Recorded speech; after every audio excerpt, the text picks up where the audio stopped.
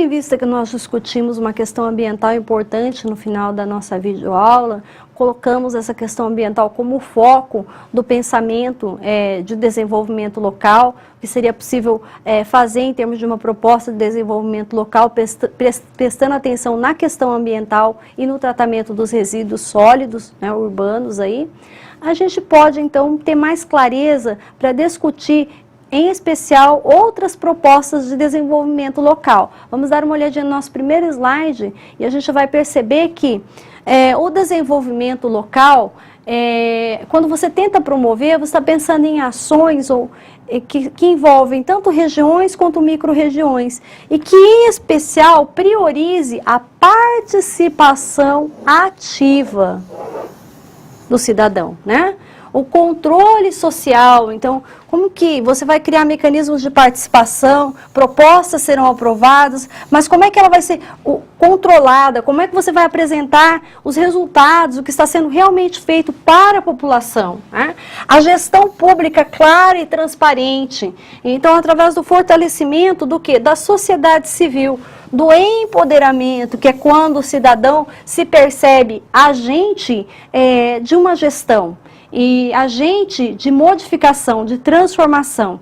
Então, são os grupos sociais que também vão estar, que antes estavam separados ou desprezados em relação ao poder. Eles não são apenas eleitores, eles são cidadãos, eles merecem respeito, né?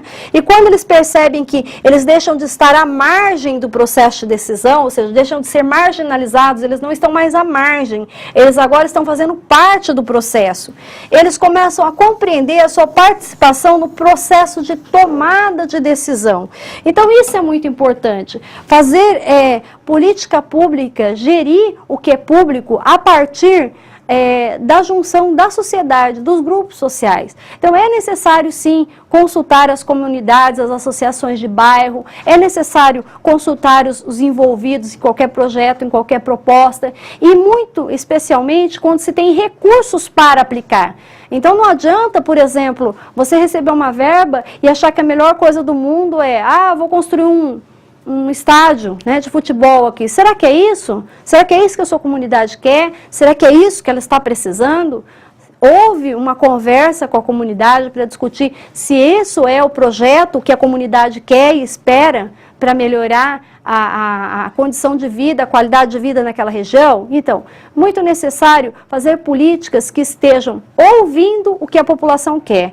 Não é para fazer o que a população quer, mas ouvir o que a população quer e pensar nas formas em que é possível realizar aquilo. O que é possível realizar e como pode ser realizado, né? Os gestores precisam cada vez mais ouvir as comunidades para poder fazer uma boa política pública. Ser conhecido pelo seu cidadão como uma pessoa séria, que faz política séria, que realmente está interessado no desenvolvimento da região. E não política que aparece lá a cada 4 anos só para ganhar voto ou para ganhar eleição, né? Então, a participação da população é importante porque é ela que é a principal beneficiada pelos progressos conquistados a partir do desenvolvimento local. Continuando, a gente pode dar uma olhadinha que para fazer isso, claro que nós vamos ter dificuldades, né? E as dificuldades referem-se primeiro às características socioeconômicas do município. Então, muitas vezes, o município, ele tem que olhar o que existe no entorno, não é só ele, é ele e a região. Então, a gente mora aqui numa região que algumas cidades são chamadas de cidades dormitório. Por quê? Porque as pessoas, elas trabalham num determinado centro e moram em outro. Então, elas só vão para outra cidade para dormir. E aí, aqueles municípios que são chamados dormitório, eles têm uma dificuldade. Como é que eles vão manter o emprego e a renda lá? Porque, ao mesmo tempo que esse pessoal vem para o centro para trabalhar, quando eles também recebem o pagamento, a primeira coisa que eles vão fazer é gastar no centro. E como é que fica o comércio do bairro? Como é que fica a prestação de serviços lá no bairro? Então, às vezes, a região que depende de uma outra, ela não consegue deslanchar por isso, porque ela não consegue reter a riqueza que os seus cidadãos geram, porque essa riqueza vem de um outro município e permanece em outro município, né? As fontes de aplicação dos recursos municipais, então, no que é que nós vamos aplicar? Aplicar em projetos projetos que, além de trazer benefício, consiga ter efeitos diretos na geração de emprego e indiretos, trazer empresas, trazer bons negócios para o município. Características das demandas sociais também é importante.